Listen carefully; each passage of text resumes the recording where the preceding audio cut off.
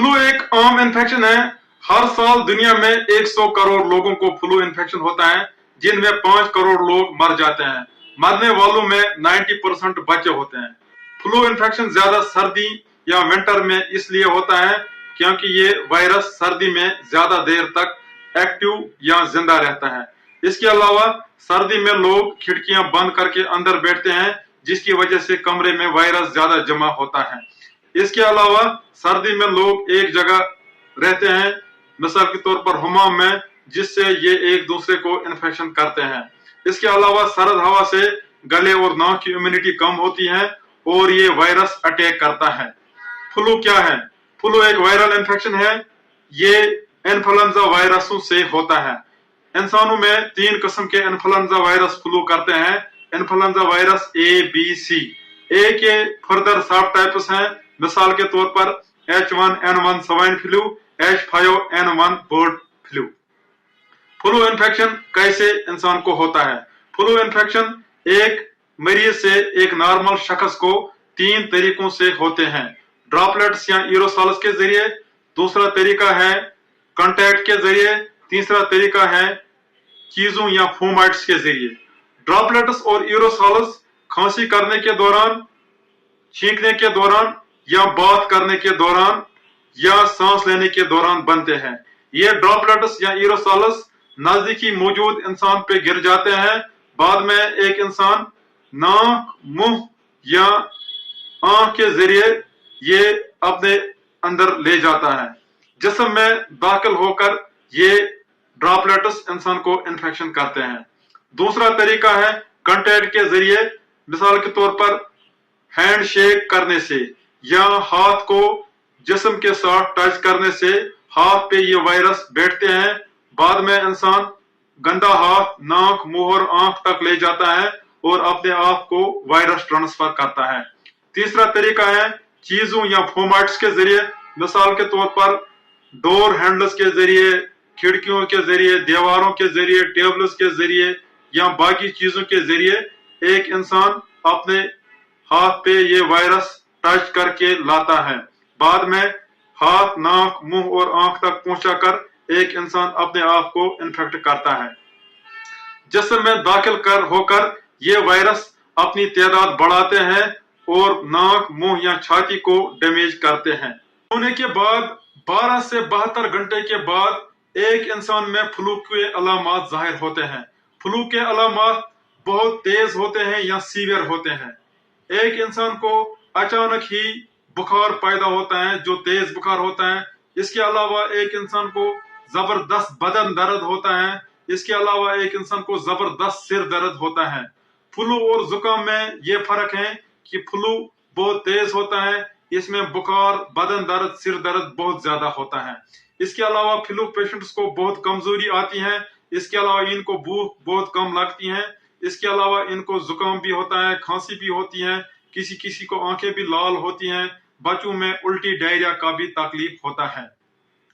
Flu infection को क्या problems हो सकती हैं या क्या कॉम्प्लिकेशंस हो सकती हैं? फ्लू पेशेंट्स को निमोनिया का तकलीफ हो सकता है। किसी को वायरल निमोनिया हो सकता है, किसी को डबल निमोनिया या सुपर एडेड बैक्टीरियल निमोनिया होता है। बच्चों में फ्लू इन्फेक्शन से कान का इन्फेक्शन हो सकता है, जो सुपर इन्फेक्शन होता है। ये 25% बच्चों में होता है जिनको कान से पस निकलता है। इसके अलावा अगर किसी को अस्थमा या सीओपीडी का तकलीफ है, उसको अस्थमा या सीओपीडी का अटैक ट्रिगर होता है। इसके अलावा फ्लू से छोटे बच्चों में गला बैठ सकता है, जिसको क्रूप बोलते हैं। इसके अलावा अगर किसी को हार्ट की कमजोरी है, उसको हार्ट फेलियर भी हो सकता है। फ्लू किन में ज्यादा सीवियर होता है? फ्लू ज्यादा सीवियर छोटे बच्चों में होता है। 5 साल से कम उम्र के बच्चों को फ्लू में ज्यादा खतरा है। इसी तरह ज्यादा बुजुर्ग लोगों में भी फ्लू का ज्यादा खतरा है।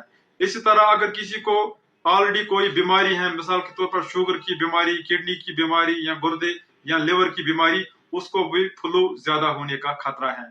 इसी तरह अगर कोई तेज दवा इम्यूनोसप्रेसेंट्स खाता है, उसको भी फ्लू ज्यादा सीरियस होने का खतरा है। फ्लू के क्या डेंजर साइंस हैं?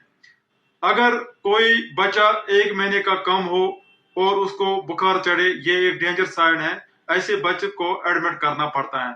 इसी तरह अगर फ्लू पेशेंट्स को सांस तेज होगा या सांस सही से नहीं चलता होगा, ये भी एक डेंजर साइन है, इस हालत में भी एडमिट करना पड़ता है। इसी तरह अगर कान से पस आता है, ये भी एक डेंजर साइन है, इसके लिए एंटीबायोटिक खाना पड़ता है।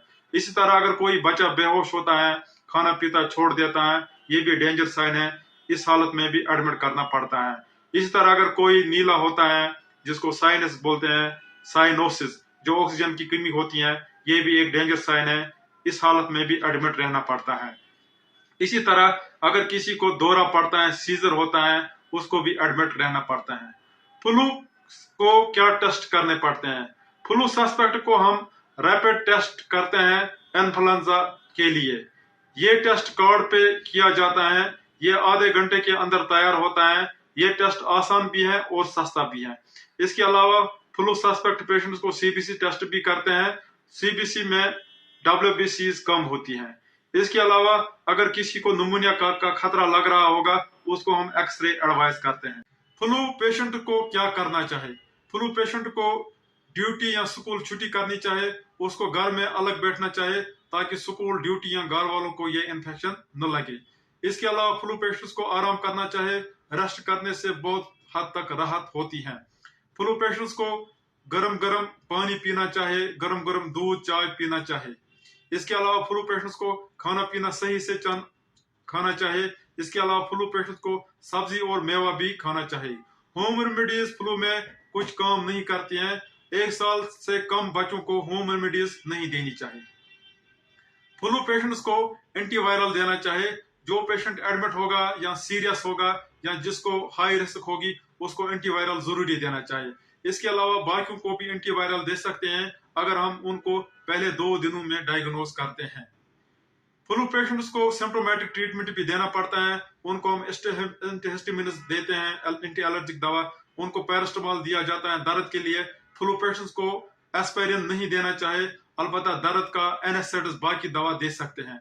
इसके अलावा अगर किसी बच्चे को नाक बंद है, उनको सलाइन नेजल ड्रॉप्स डाल के नाक साफ करते हैं। अगर ज्यादा नाक बंद है तो बेबी नोज सक्शन से नाक साफ करनी चाहिए। इसके अलावा अगर किसी को इसके बाद भी नाक बंद है तो उनको डिकंजेस्टेंट नोज ड्रॉप्स डालने चाहिए। फ्लू पेशेंट्स को एंटीबायोटिक नहीं देने चाहिए। फ्लू एक वायरल इन्फेक्शन है। एंटीबायोटिक्स बैक्टीरिया के खिलाफ काम करते हैं, एंटीबायोटिक्स वायरस के खिलाफ काम नहीं करते हैं। एंटीबायोटिक्स तब ही देने चाहिए जब डबल इन्फेक्शन या सुपर इन्फेक्शन होगा। फ्लू पेशेंट्स को स्टीम या मिस्ट नहीं देना चाहिए क्योंकि इससे फ्लू ज्यादा फैल सकता है। 1 साल से कम बच्चों को शहद या हनी नहीं देनी चाहिए। 1 साल के बाद शहद खांसी के लिए किसी हद तक काम करता है। इसी तरह 6 साल से कम उम्र को खुद खांसी जुकाम की बोतलें नहीं लानी चाहिए। 6 साल से कम बच्चों को डॉक्टर को दिखाना चाहिए और डॉक्टर के सलाह के मुताबिक दवा लाना चाहिए। फ्लू से बचने के लिए क्या करना चाहिए? फ्लू से बचने के लिए फ्लू वैक्सीन करना चाहिए। हर साल सितंबर अक्टूबर महीने में फ्लू वैक्सीन करना होता है। 6 महीने के बाद के उम्र के बच्चों को फ्लू वैक्सीन जरूरी करना चाहिए। पहले साल इन बच्चों को 2 डोज करने होते हैं, उसके बाद हर साल 1 ही डोज करना पड़ता है।